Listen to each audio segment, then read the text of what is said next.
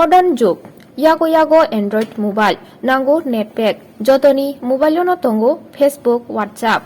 Jesu hasalni party mungno sampahai mangfili social media ni bisingte pia Android mobile ni tongkurung kaham tongmabai baksa hamya phasingkobo godaljak abo hano godal jorani network bai kurungjak Khorosa Bukhukjwk sago patimani koktuma party mungno te PSO affair bo Khulaikha tabuk naithei naimathangni phasingte tamo majra berjakno party mungno te PSO affair khlainei Bukhuk boni শিক্ষা ভট্টাচার্য তামসাকা খনাইনাই দি এখানে থাকি না, মানে আপনারা নিশ্চয়ই অবগত রয়েছেন যারা মিডিয়াতে রয়েছেন যে আমি এখানে অনেক দিন ধরে থাকি না, গত 1 বছর ধরে আমি এখানে খুব অ্যাটাচ নই।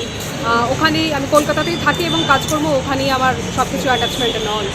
তো মূলত আমি অনলাইনে হঠাৎ করে একটা লিঙ্ক পাই গতকাল রাতে, এবং এটা ধরুন 12:30টা একটা নাগাদ একটা লিঙ্ক পাই।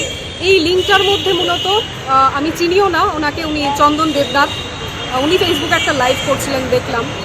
মূলত 6 মিনিট বাদে উনি বললেন যে কি একটা কুরুচিকর নিউজও দেখলাম সেই লিঙ্কটার মধ্যে। সেই নিউজে সেটা সৈকত তালপাত্র খুব সম্ভবত ওনার ইন্ডিপেন্ডেন্ট পেজ, তার সেই পেজে কোনো একটা নিউজে ভয়েসটা নাকি আমার, সে ক্লেম করেছে, মানে চন্দন দেবনাথ সে ক্লেম করেছে যে এই ভয়েসটা নাকি আমার।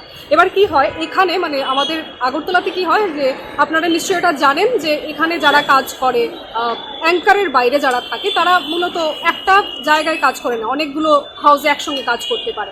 কিন্তু বাইরে যখন আপনি যাবেন যে কোনো মেট্রোপলিটন সিটি বা যেখানেই আপনারা যান না কেন, সেখানে কিন্তু একই সঙ্গে মানে অনেকগুলো হাউসে কোনোভাবে আপনার ভয়েস হোক, আপনার মানে যেটা গলার স্বর আমরা জানি, বা অন্যান্য কাজ রিলেটেড টু ইয়োর প্রফেশন কোনোভাবে শেয়ার করা সেটা সম্ভব নয়, আর প্রয়োজনও পড়ে না কারণ। আচ্ছা, তো এবার আমি যখন দেখলাম যে চন্দন দেবনাথ আমি তারপরেই শুনতে পেলাম যে তিনি মিডিয়া আইটি সেলের ইনচার্জ, খুব সম্ভবত, I am not sure about that, উনি আমার নামটা উল্লেখ করেছেন সেখানে। তো বহ্নিশিখা ভট্টাচার্য উনি পুরোটা বলেননি, কিন্তু বহ্নিশিখা যেটা বলেছেন সেটা মূলত সারা আগরতলা ত্রিপুরা নয়, গোটা ভারতবর্ষে বহ্নিশিখা জার্নালিস্ট মানে একজনই রয়েছেন। তিনি তার কোথায় মনে হলো যে আমার ভয়েস সেখানে গেছে সেটা আমার জানা নেই। আমি তাকে প্রুফ করতে সময় দিয়েছি, আজকে সারাটা দিন গেছে, তার তরফ থেকে কোনো ধরনের কোনো ফোন কলস বা কিছুই আসেনি। He has not begged any pardon. তো I decided from my office side, আমার অফিস থেকে এটা বলা হয়েছে যে আমি ফার্স্ট ইনফরমেশন রিপোর্ট যেটা এফআইআর সেটা কাগজে যেন দেখাই। তো এটার জন্যই মূলত আমার এখানে আসায় করেছি। তারপরে কি স্টেপস নেয় বা কিংবা না নেয় সেটা অফিস থেকে করবে that much only. So I am here for just lodging FIR. Agartala থানার যিনি রয়েছেন অফিসার, তিনি আমার সঙ্গে যথেষ্ট কোঅপারেট করেছেন বিষয়টা নিয়ে, এবং তিনিও ভিডিওটা দেখেছেন, ভিডিওটা শুনেছেন। বাকি যেটা তিনি কি করবেন বা গোটা প্রসেসটা কি রয়েছে সেটা আমার জানা নেই।